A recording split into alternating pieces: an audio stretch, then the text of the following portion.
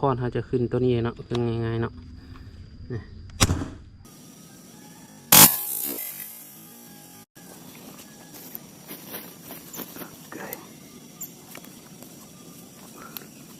Gila lagi bro, gila jiwa.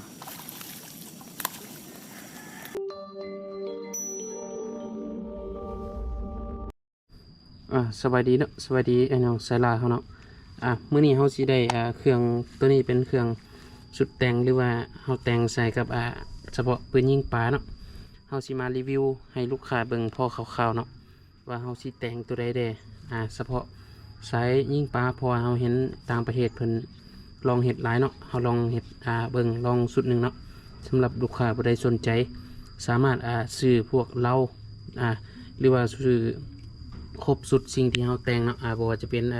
พวกแหวนหัดทางเนาะมันจะแข็งแบบนี้เนาะสุดแต่งของปืนยิงปลาเนาะตัวนี้เราแต่งใส่กับ MC เนาะเราจะแต่งสุดพวกเราแบบนี้ขายแยกเนาะส่วนแหลกกับวาล์วเราจะบุเปลี่ยนเนาะเราจะใส่กับวาล์ว7,000หรือว่าแหลก8แหวนคือเก่าเนาะทั้งจะเป็นทั้งอลูกลมนเนาะแล้วส่วนแหลกเราจะตั้งอยู่ที่บสูงเนาะเราตั้งอยู่ที่6 MPa นะ6 MPa ตั้งอยู่6 MPa แล้วก็เข็มเราจะบุเปลี่ยนเนาะเข็มเราจะบุเปลี่ยนแล้วก็เราจะปรับสปริงของ MC หอยกับขึ้นเนาะเนี่ยเราจะปรับจำเลยเนาะให้มันคอยเนาะเพราะว่าเราใส่กับตัวปืนยิงปลาตัวนี้สมมุติเราใส่ลมแห้งหลายเนาะความแห้งมันแน่นอนมันก็แห้งเนาะแต่คนเสียก็คือเขาบ่ใส่เก็บเสียงเนาะเขาบ่ใส่เก็บเสียงมันจะดังแห้งเกินเนาะส่วนเขาจะใส่กับเราตัวนี้จะเป็น16มิลเนาะเข้ากึ่ง12มิลเนาะ12มิลส่วนบูทก็เป็น12มิลเนาะเขาจะใส่บูททองเพราะว่าเขาใส่บูทมันจะบ่ได้เปลี่ยนเข็มเนาะบ่ได้เปลี่ยนเข็มแล้วกล้องเขาจะใส่มากับตัวเสริมขากล้องตัวนี้เนาะตัวนี้จะเป็นขาเสริมตัวกล่องล่าง11เสริมให้สูงเป็น20มิลเนาะแล้วเขาจะมาใส่กับกล่องตัวนี้จะเป็นกล่องเลดดอทเนาะกล่องเลดดอทเฉพาะกล่องยิงไว้เนาะตัวนี้ระยะซูมของกล้องตัวนี้จะเป็นอยู่ที่3 ลบ 10เนาะระยะซูมเป็น350เท่าเนาะนาเลนเป็น42เนาะนาเลนจะเป็นนาเลนหน่อยเนาะตัวนี้จะมีไฟนาเลนสามารถปรับสายขวาได้ปกติเนาะส่วนฟ้ากล่องมันจะเป็นฟ้าเรื่องแสงแบบนี้เลยเนาะเอาใจใส่ฟ้าอัดกล่องแบบนี้เลย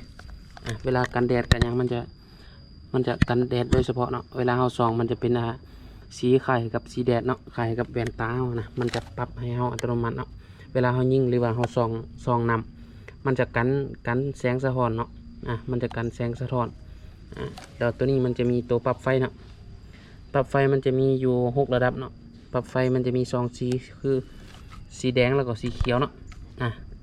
ส่วนท้ายเขาจะใส่มากับท้ายแต่งตัวนี้เนาะเพราะว่าน้ำหนักมันจะเบาเนาะท้ายแต่งตัวนี้น้ำหนักมันจะเบาส่วนกิบมือเขาจะเลือกเป็นกิบมือตัวที่เหมาะพอดีเนาะเหมาะพอดีแล้วก็สำคัญเขาใส่เราจะเป็นท่อของอลูเนาะน้ำหนักมันจะเบาฉะนั้นเราต้องใส่แหวนหัดถังเนาะฉะนั้นต้องใส่แหวนหัดถังส่วนท่อเราจะอยู่ที่8มิลเนาะตัวนี้มันเรา8มิลเนาะเรา8มิลยิงลูกดอก8มิลเนาะจะยิงลูกดอก8มิลลักษณะคร่าวๆก็สิมีประมาณนี้เนาะการที่แต่งปืนยิงปลามันบ่ยากเนาะสำหรับลูกค้าผู้ใดมีเครื่องอยู่แล้วเนาะมีเครื่องอยู่แล้วอยากแต่งยิงปลาก็มีแต่ซื้อเราตัวนี้กับแหวนตัวนี้กับลูกดอกไปแล้วก็ยิงเลยเนาะเปลี่ยนเราใส่แล้วก็ยิงลูกดอกเพราะว่าเราลูกดอกเขาจะโบเห็ดเกี่ยวเนาะเขาจะโบเห็ดเกี่ยวเขาจะเอาลูกมาให้เบิ่งเนาะส่วนลูกดอกจะเป็นประมาณนี้เนาะตัวนี้จะเป็นลูกดอกของ8มิลหัวจะอยู่ที่8มิลเนาะดอกจะเป็นเงียงแบบนี้ความยาวจะอยู่ที่19เนาะ19เซนตัวนี้เป็น19เซนลูกดอก19เซนขนาดเป็น8มิลทอ8มิลเนาะใส่กับลูกดอก8มิลนี่วิธียิงเขาก็ใส่ตัวนี้เนาะ เอาดอกตัวนี้มาใส่ปกติเนาะใส่แล้วก็กึ่งใส่เนาะแล้วเราจะมีสาย PE สาย PE มันหัวของตัวนี้เนาะมันจะอยู่ในเซตเนาะแต่เรายังเครื่องยังบ่พร้อมเนาะเราก็อยู่ในช่วงที่ทดลองอยู่เนาะเราก็อยู่ในที่ช่วงทดลองแต่เราเห็นต่างประเทศเฮ็ดก็น่าจะบ่มีปัญหาเนาะแล้วเรายังสิมีสุดเสริมใส่กับสาย PE เนาะใส่กับสาย PE สำหรับลูกค้าผู้ใดเสร็จ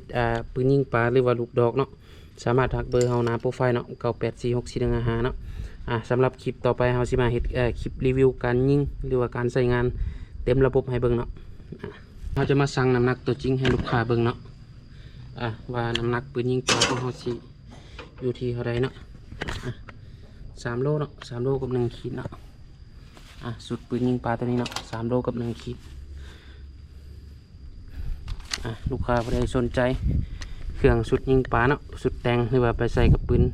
เก่าของตัวเองสามารถทักเบอร์หน้าโปรไฟล์เขาเนาะเราจะมาลองเสียงให้ลูกค้าเบิ่งเนาะสำหรับบ่ใส่เก็บเสียงเนาะเสียงก็สิประมาณนี้เนาะเสียงอยากสูงหน่อยหนึงเพราะว่าเขาบ่ใส่เก็บเสียงเนาะแต่สปริงมันจะอ่อนเนาะ